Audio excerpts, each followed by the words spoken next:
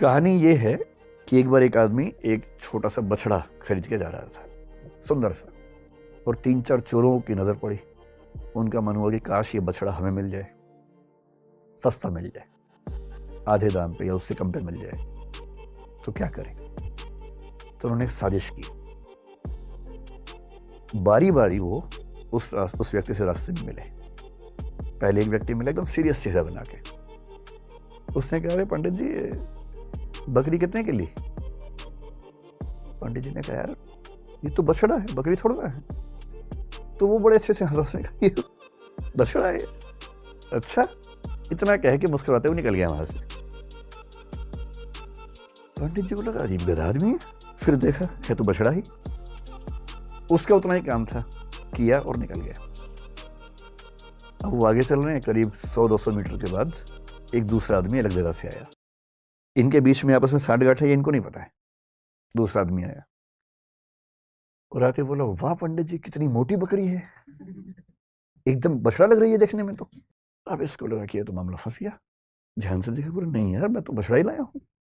बोला वही तो मैं कह रहा हूँ, देखने में लग रहा है एकदम, लेकिन है मोटी बकरी। ये कह के वो भी निकल गया। फिर 1 किलोमीटर बाद तीसरा मिला और उसने कहा, पंडित जी बस ऐसी ही बकरी चाहिए मुझे भी, कहाँ मिलेगी ऐसी बकरी? उसने कहा, फिर पंडित ने फिर थोड़ा धमकाते हुए कहा कि यार ये बछड़ा है भाई। लेकिन अब वो दबाव कम बना रहा था, वो खुद दबाव में था। तो वो भी ठाका मार के ऐसा बोला, बछड़ा ऐसा होता है, अच्छा, ये करके चला गया।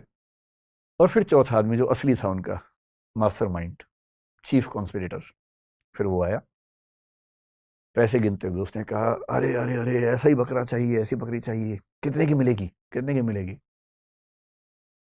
तो पंडित जी को लगा मुझसे बहुत बड़ी गलती हो गई है, मैं तो बकरी खरीद के ले आया बछड़े के नाम पे या बछिया के नाम पे। फिर लगा घर जाऊंगा, घर पे पिटूंगा, इससे अच्छा नुकसान कम कर लेता हूं। तो एज्यूम कीजिए कि उस जमाने में 100 रुपए के आसपास का लिया था, तो उन्होंने बताया कि मैंने 100 का लिया है। प्लस 100 का, बकरी तो 20 रुपए की आ जाती है, लेकिन इतनी तंदुरुस्त है, अगर आप चाहें तो मैं इसके बदले आपको 40 रुपए दे सकता हूं। और पंडित जी को लगा कि यार चलो, 60 का नुकसान सही, कम से कम 80 का तो नहीं होगा। और 40 का उसको दिया और खुश होकर घर लौटे कि बच गया आज तो। अब ये जो पंचतंत्र की कहानी है, ये इसलिए है कि जब हम जीवन में निर्णय करते हैं तो हमारे पास बहुत सारे ऊट पटांग से इनपुट्स आते हैं, और यदि आप बहुत समझदार इंसान नहीं हैं तो इस बात का पूरा खतरा है कि कोई ना कोई कभी ना कभी आपको बेवकूफ़ बना ही देगा।